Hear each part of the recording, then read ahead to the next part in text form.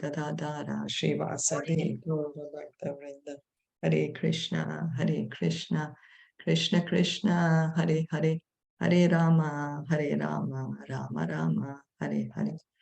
We continue reading from Srimad Bhagavatam. We are on Canto 3, chapter 31, text 39.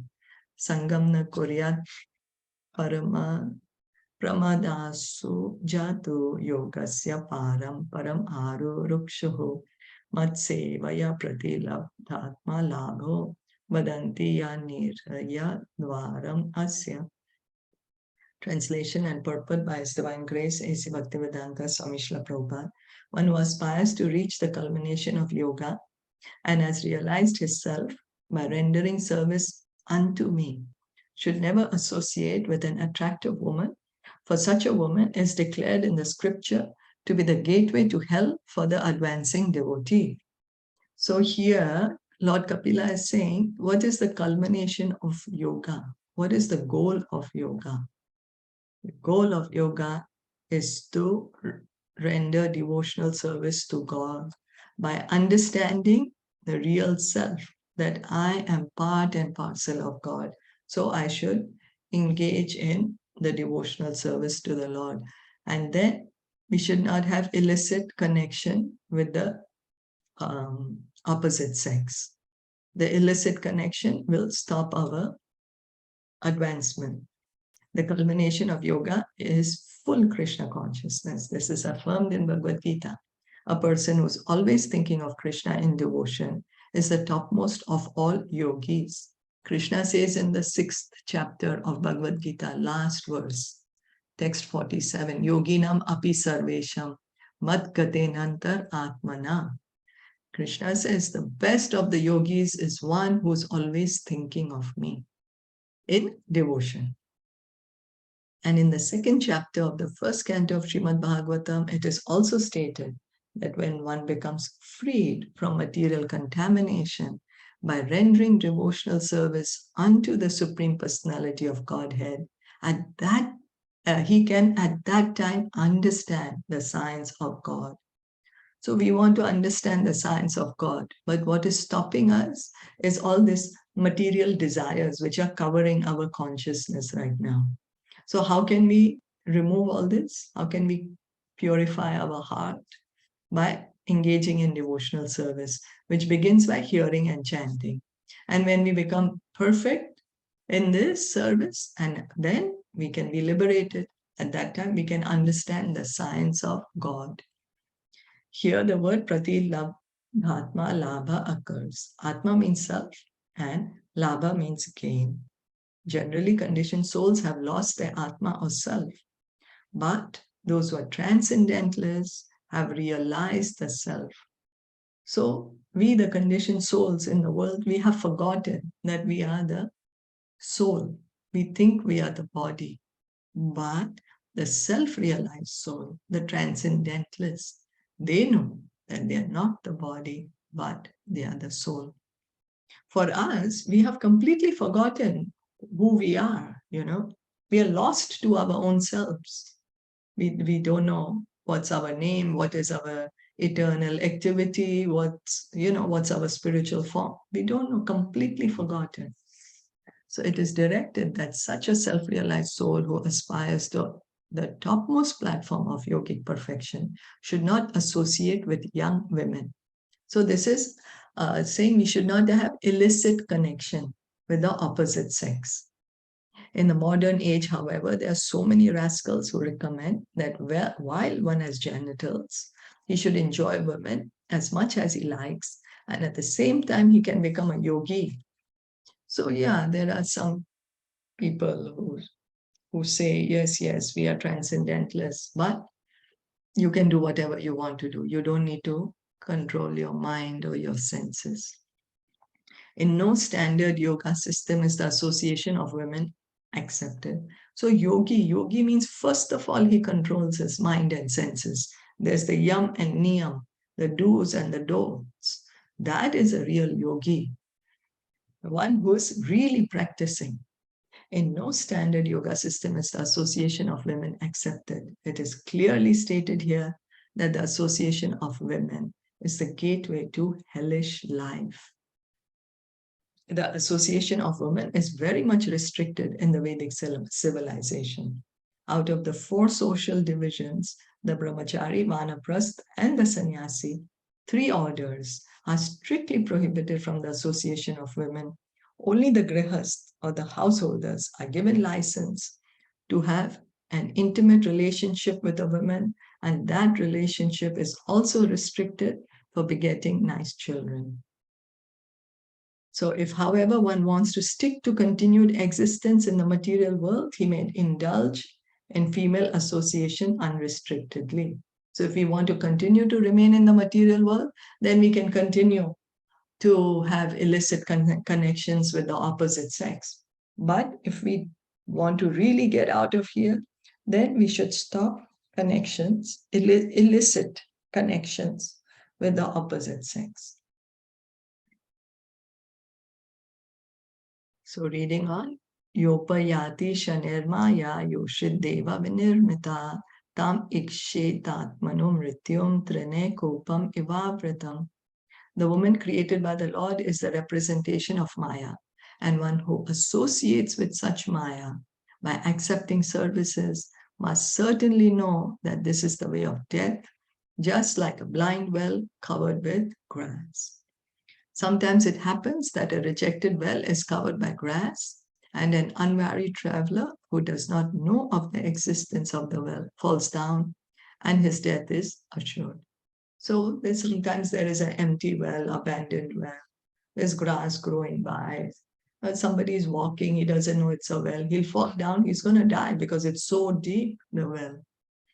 Similarly, association with a woman begins when one accepts service from her, because woman is specially created by the Lord to give service to man. By accepting her service, a man is entrapped. If he is not intelligent enough to know that she is the gateway to hellish life, he may indulge in her association very liberally. So this is what is happening to us in the modern world. There is unrestricted mingling of man and woman. But in Vedic society, it was restricted. Why? So that we don't get so attached to living here in the material world, so that it's easier for us to leave the material world.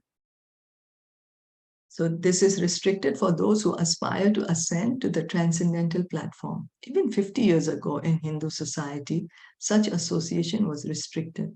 A wife could not see her husband during the daytime. Householders even had different residential quarters. The internal quarters of a residential house were for the woman, and the external quarters were for the man. Acceptance of service rendered by a woman may appear very pleasing, but one should be very cautious in accepting such service, because it is clearly said that the woman is the gateway to death or forgetfulness of oneself. She blocks the path of spiritual realization. So for the woman, it's the man. And for the man, it's the woman. This is how Maya, she puts a trap in front of us and she captures us. For example, the fish, the fish sees the bait, the worm. The fish only sees the worm. It cannot see that, oh, that's a bait. If I bite this worm, I'm gone, I'll be caught. But that's what the fish does. Bites the fish and the fisherman immediately captures it. Similarly, the moth. The moth is so attracted to the light. I don't know if you all have seen, especially just after the rain, there'll be all these moths which will be flying so close to the lamppost. And then what happens?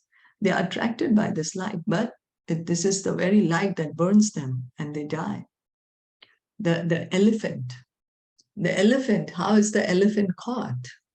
They dig a pit and they cover the pit with the grass and they keep a she-elephant there next to the pit, which is covered by grass. The male elephant comes, he's attracted by the female elephant. He doesn't know there's a pit which is covered by grass. He rushes towards her. Immediately he falls down in the pit, and that's how he's captured. So Maya has her way of capturing us. And for us human beings, she has created these forms of man and woman to keep us here in this material world, to continue our existence here in the material world. So that's the reason we should stop the illicit connection we have. So, yam manyate patimohan man mayam rishbhayatim stritvam stri sangata prapto vitapatya graha pradam. A living entity who, as a result of attachment to a woman in his previous life, has been endowed with the form of a woman, foolishly looks upon Maya in the form of a man, her husband, as the bestower of wealth, progeny, house, and other material assets. So what happens is, this is how we keep changing, When the woman, so the man, he's very attached to the woman and he dies, but his attachment to the woman is there. What happens? His next birth, he takes in the form of a woman. And then, because he's in the form of a woman and the way Maya is arranged, the woman is so attached to the man. And like this, the cycle continues. From this verse, it appears that a woman is also supposed to have been a man in her previous life. And due to his attachment to his wife, he has now the body of a woman. Bhagavad Gita confirms this. A man gets his next life's birth according to what he thinks of at the time of death. So, who we are attached to at the time of, whoever we are attached to, like really attached, at the time of death, we will remember that person. So if a man is attached to his wife, he'll think of his wife, and in the next life, what he'll get is the body of a woman. And the same is for the wife. The wife is so attached to the husband, then when she dies, she will get the body of a man. Krishna says that in Bhagavad Gita. We were just reading it a few days ago in chapter 8. Yam yam smaran vapi bhavam. Whatever state of being one remembers at the time of leaving his body, that state he attains. So similarly, if a woman thinks of her husband at the time of death, naturally she gets the body of a man in the next life. In the Hindu scriptures, therefore, woman's chastity and devotion to man is greatly emphasized. A woman's attachment to her husband may elevate her to the body of a man in her next life, but a man's attachment to a woman will degrade him, and in his next life, he will get the body of a woman.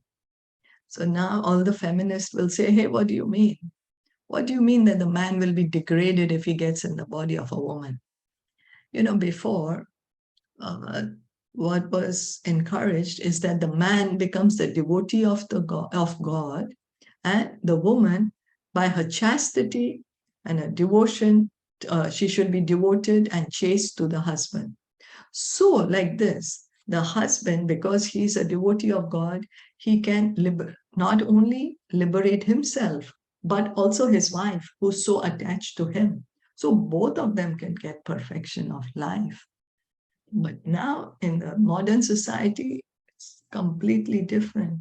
We do not follow the Vedic rules anymore. So we should always remember, as it is stated in Bhagavad Gita, that both the gross and subtle material bodies are dresses. They are the shirt and coat of the living entity. So the feminists might say, oh, why are you saying woman is degraded, man is better? But anyway, we are neither man nor woman. This is just a material body that we are inside. We are the soul. It's, the Prabhupada is explaining, or even Bhagavad Gita writes this, that it's a garment. As we are changing our clothes, we change our clothes a couple of times a day. And then that's how we are changing our bodies. But it's we, the soul, who's changing the body. So the soul is eternal. To be either a woman or a man only involves one's bodily dress. So we may wear our night clothes or our day clothes or our whatever clothes, recreation clothes or exercise clothes. But the clothes are just clothes. Who is important is the person. The person is important. The soul in nature is actually the marginal energy of the Supreme Lord. Every living entity being classified as energy is supposed to be originally a woman or one who is enjoyed. So we, the Jivatmas, we are Prakriti. And so who is the Purusha? That is God. God is the Purush, and we, the Jivatmas, are one of his Prakriti, one of his energy. We are his Tatashta Shakti, marginal energy. We are marginal energy of the Lord. Why we are called marginal is because we always need shelter. We need shelter either of the spiritual energy or material energy. Our real state is in the spiritual energy. But because our size is so small, sometimes we get attracted by the material energy and we get covered by Maya. So we are the Prakriti. In the body of a man, there's a greater opportunity to get out of the material clutches. There is less opportunity in the body of a woman. It's because before in Vedic times, the men were the ones who were involved more in the study of the scriptures. And also for a man, it's easier to control his mind. For a woman, it's more difficult. Even this, I don't know where it was stated, that a woman is more lusty, 7 times or 9 times lustier. We read it in Bhagavatam earlier on. The woman's lust is much more than a man, 9 times we read. So because so many desires are there in the woman's head, it's very difficult for her to really, really fix herself, really attach herself to God. But for a man, it's relatively easier for him to attach himself to the service of God. So in this verse, it is, did anyone have any comments or any objections or anything to say what we are reading about this man, woman?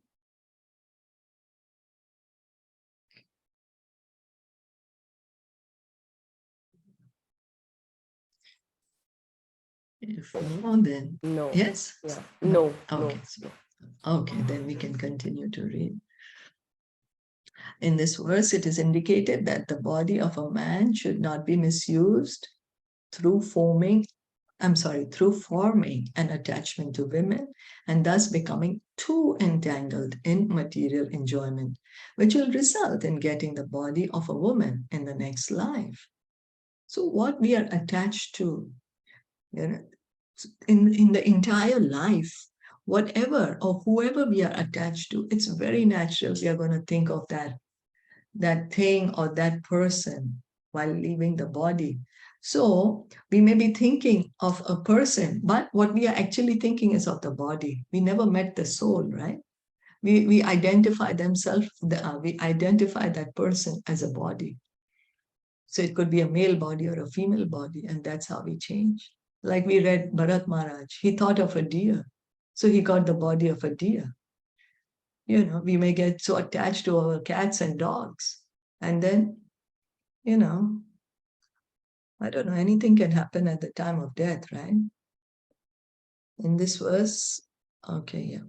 A woman is generally fond of household prosperity, ornaments, furniture, and dresses. She is satisfied when the husband supplies all these things sufficiently. The relationship between man and woman is very complicated, but the substance is that one who aspires to ascend to the transcendental stage of spiritual realization should be very careful in accepting the association of a woman. Our Prabhupada is saying the relationship between a man and woman is very complicated. So, yes, but the idea is that one who wants to really make perfection of this human life that we have been given, really want to get out of this material world, then we should be careful In the stage of Krishna consciousness, however, such restriction of association may be slackened, because if a man's and woman's attachment is not to each other but to Krishna, then both of them are equally eligible to get out of the material entanglement and reach the abode of Krishna. So this is the great facility, the great facility that Srila Prabhupada provided to the women, because in India, otherwise, women were not given initiation. Prabhupada said he gave initiation to women, even allowed them to do deity worship. What he said, that you get attached to Krishna. Doesn't matter you're in a man's body or a woman's body. That does not matter. Why? Because we are not the body, we are the soul after all. And if we are householders, then be attached to Krishna. Keep Krishna in the center of the household. As it is confirmed in Bhagavad Gita, anyone who seriously takes to Krishna consciousness, whether in the lowest species of life or a woman, or of the less intelligent classes, such as the mercantile or laborer class, will go back home, back to Godhead, and reach the abode of Krishna. So no matter who, what form of body we are in, anyone who takes up Krishna consciousness can go back home, back to Godhead. And it's the easiest in this human form of life. And other animal forms, it's difficult. Although we do have the story of Gajendra. We are going to be reading later on in Bhagavatam. Gajendra is an elephant. But he remembered Krishna at the time of leaving he was in so much distress because of the crocodile, so much fighting going on for so many years. But he remembered his prayers from the previous life. That's the reason it is so important to memorize prayers, because it's there in our subconscious. So Gajendra, he's the elephant, but in his previous life, he was a king. He was a king, and he remembered the prayers that he used to say to the Supreme Lord. And when he chanted the prayers, Lord Vishnu came immediately on Garuda and saved Gajendra. And he took him back home, back to Godhead.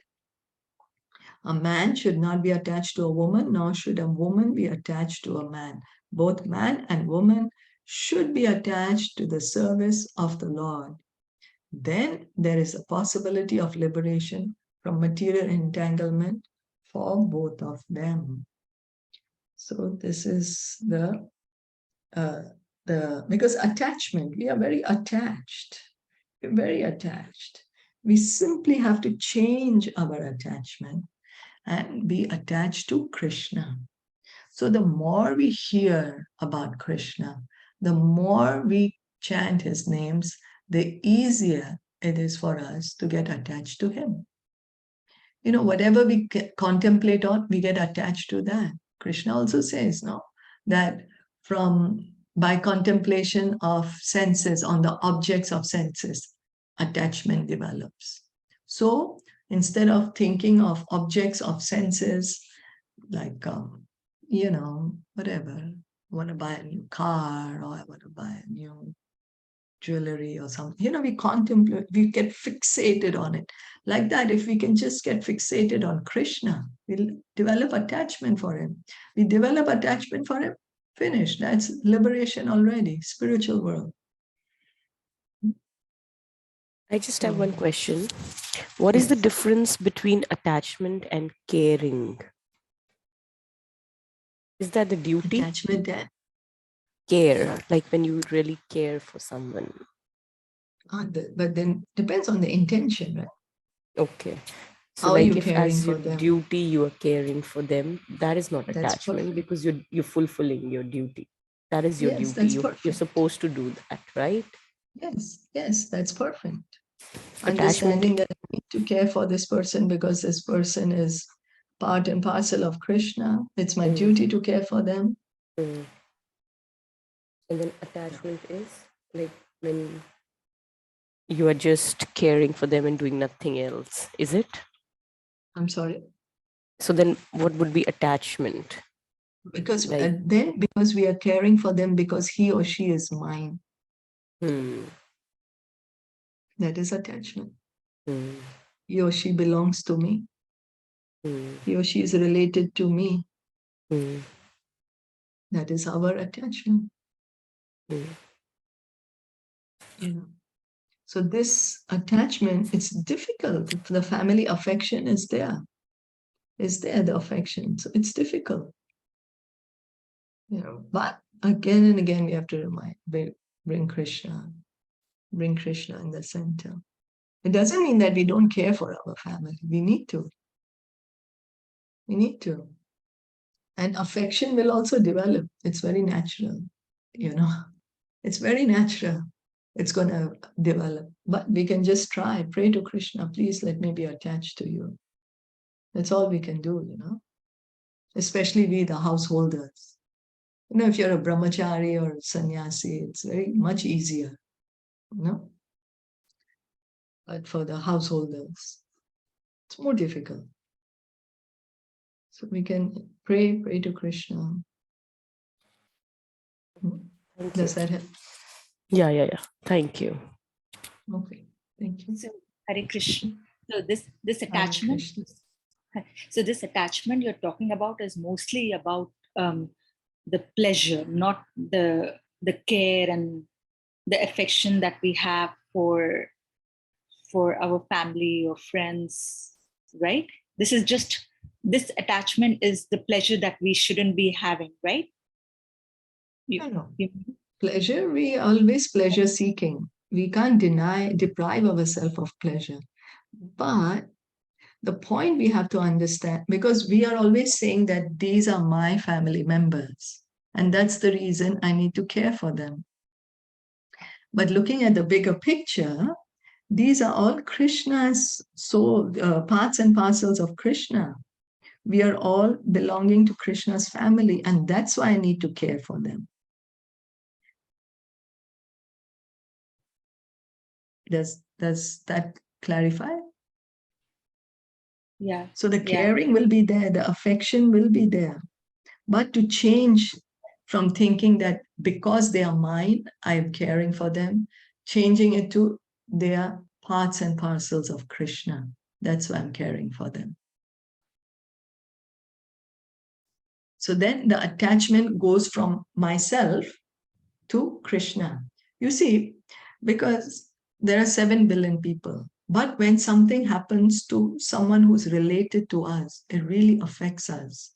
We hear of other people undergoing a lot of difficulties, but it doesn't affect us. Why? Because we feel, oh, it's not related to me. We're always thinking in terms of I and mine. But when someone who is related to us, then, oh, because this one belongs to me. So we get so affected. So that me, we have to change it to Krishna. And then we will actually be able to care for others in a much better way. It's not easy, not easy at all. It's easy to say, but very difficult to do. But what can we do? We can just pray to Krishna, ask him for his help, chant, hear about him, and leave it to him.